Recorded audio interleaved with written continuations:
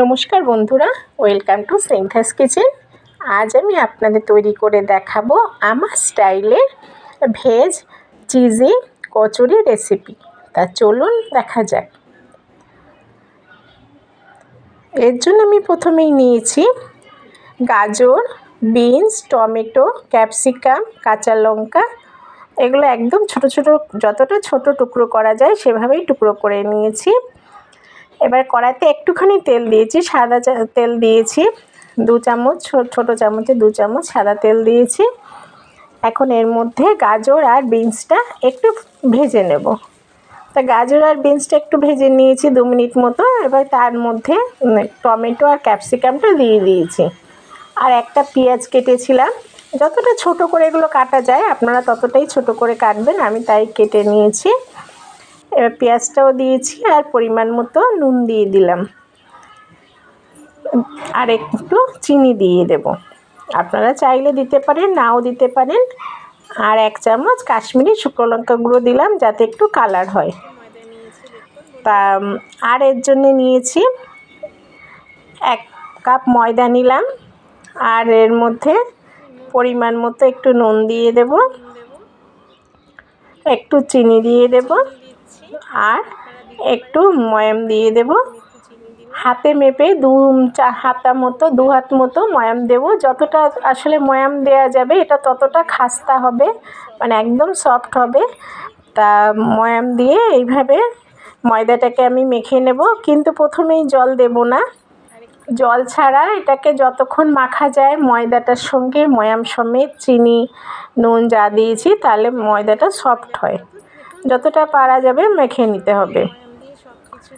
তো এটা খুবই ভালো হয়, খুবই টেস্টি হয়, সেই জন্য বাড়ির লোকেরা সব বেশিরভাগই পছন্দ করে, আমিও খুব পছন্দ করি, ওই জন্য আমি মাঝে মাঝে এটা বানাই।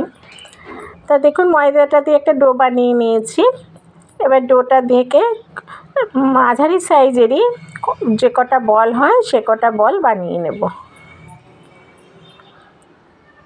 তো এইভাবে একটা একটা করে বল বানিয়ে নিয়েছি। 1 কাপ ময়দা এখানে 6খানা বল তৈরি হয়েছে। তা বলগুলোকে ভালো করে বেলে নেব। আর যে পুরটা বানালাম ক্যাপসিকাম, বিনস, পেঁয়াজ সব কিছু দিয়ে, সেটা সুন্দর ফ্রাই হয়ে যাওয়ার পরে নামিয়ে নিয়েছিলাম। এবার সেই পুরটাকে এইভাবে এর মধ্যে বলটাকে একটু গোল করে বেলে নেব, বেলে নিয়ে বলের মধ্যেখানে দিয়ে দেব।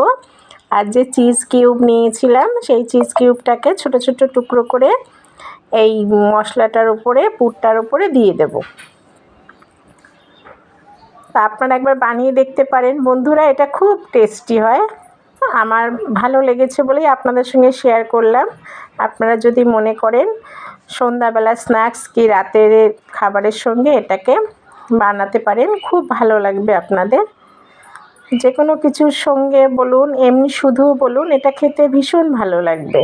খুব টেস্টি হয় আর খুব ভালো হয়, ওই জন্য আপনাদের সঙ্গে শেয়ার করেছি।